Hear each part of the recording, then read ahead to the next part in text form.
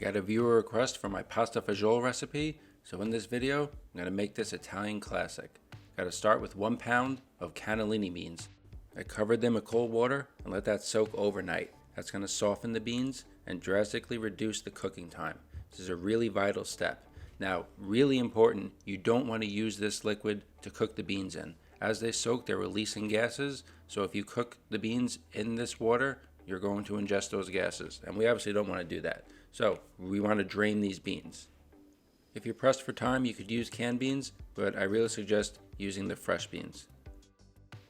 We'll drain our beans right through the strainer, and then we'll set this aside while we get the rest of our ingredients ready for our pasta fagioli, or pasta fazool. My grandmother always said pasta fazool, but I'm pretty sure pasta fagioli is the right pronunciation. Let me know in the comments if you say fagioli or fazool. Alright, anyway, I got some pancetta here, and we're going to render this fat out and crisp up this pancetta. This is going to be the base for our pasta fagioli. And we're just going to start building layers of flavor here. We want to slowly render this off. We don't want to burn this. We want this to get nice and crispy. So while our pancetta is rendering, we'll get our vegetables ready. We've got 3 stalks of celery here. And we're just going to cut this down into strips. I don't like to cut the vegetables too small, about a medium dice. I like to visually see the vegetables in the pasta fagioli soup. Also, the vegetables are going to have plenty of time to cook and get tender, so we don't want to come too small. I'll show you here, this size looks perfect. So I'll set our celery aside, and I'll go ahead and cut the onion here. I have 1 white onion, same deal, about a medium dice. As long as all the vegetables are relatively the same size, they will cook at the same time. That's the most important part. Onions cut, peel 3 carrots, cut those down, make them the same size as the celery. And we're just multitasking here as our pancetta is rendering down, preparing all our vegetables. Cut my carrots down here.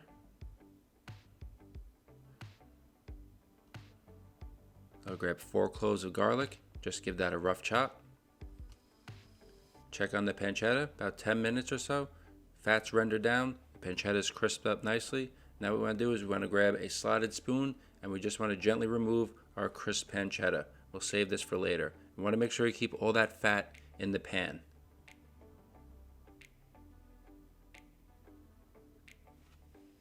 So, carrots, celery, onion, we got our garlic. Now we're going to start to cook these vegetables in the rendered fat from the pancetta. Again, layering flavors. This is going to be the base for our pasta fagioli soup. Let's give that a pinch of salt, scrape the bottom, and just let these start to sweat. About 10 minutes or so. We don't want to get a lot of color on these vegetables. We just want them to start to soften. So while our vegetables go, I'm going to make here what's called a sachet. I just have some cheesecloth. I'm going to add some bay leaves, some fresh basil, some fresh parsley, sprig of rosemary, and about a tablespoon or so of peppercorns. We're going to wrap all those ingredients into the cheesecloth here. Wrap it up tight, make sure everything's in there. We don't want anything to come out. Fold it over and just wrap it in some twine. And this is again called a sachet, and this is just going to flavor our pasta fagioli and make it easy to remove it. This way we don't have to fish out bay leaves or parsley stems, anything like that. I'll set that aside, we'll use that in a bit. I'm going to grab some tomato, some fresh tomato, remove the stem here.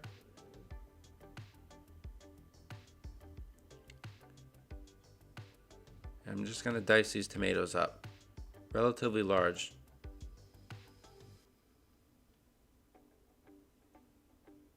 So our vegetables are looking good. They're getting tender. At this point, I'll add the fresh tomato.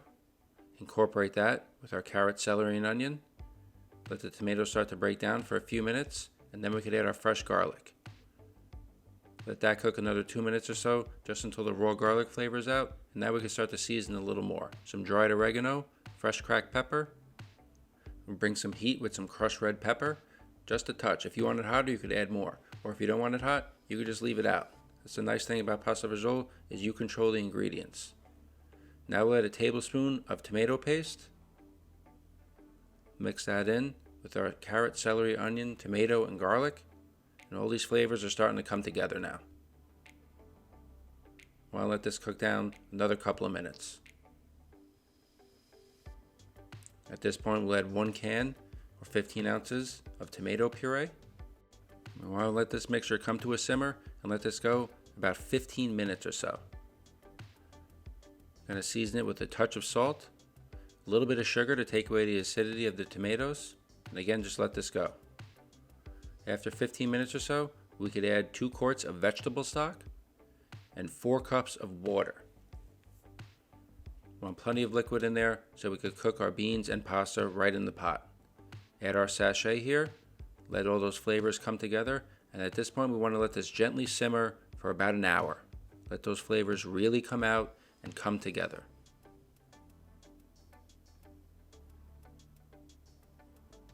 So our pasta fagioli has been simmering for about an hour. We'll check the seasoning. This needs a touch more salt. I like to add a little bit of granulated onion to this as well. Stir that. And now we'll bring back our drained beans. Add these and we'll let these beans cook. And the beauty about using the dried beans is it's going to cook in this flavorful liquid. So the beans should take about a half hour. We'll give them a check for tenderness.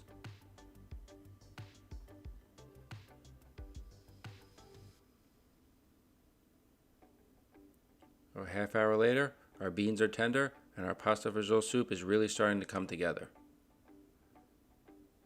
So at this point with our beans cooked, I like to thicken the soup up just a bit. So we have our sachet here. I'm just going to easily remove that to the side and bring in my immersion blender. I'm just going to blend it just a few times just to add some viscosity to the soup. The more you do this, the thicker the soup will be, and the less you do it, the more liquid it'll be. That looks good. Put this back on the stove. And now we could add our pasta. I'm using this Ditalini pasta. You could use any type of pasta you like. And again, we're going to cook our pasta right in the pasta fagioli liquid. So everything's been done right in this one pot, and we've just stacked layers of flavor one on top of the other. And that's the recipe for any great soup. So just let this pasta go 10 minutes or so until it's al dente, and then we can finish this pasta fagioli up. So our pasta's cooked, everything's ready to go.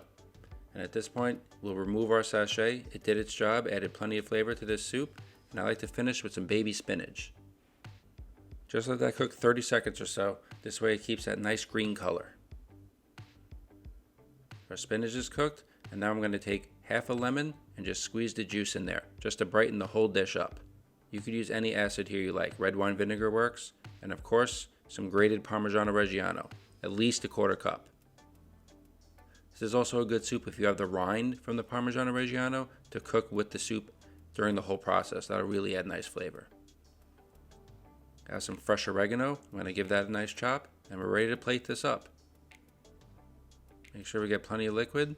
I like to finish with some fresh cracked pepper, some more grated Parmigiano Reggiano, our fresh oregano, and then don't forget of our pancetta that we rendered right in the beginning of this. Some crispy pancetta right on top, and that really puts this pasta fagioli over the top. Some nice crunchy saltiness added to the dish.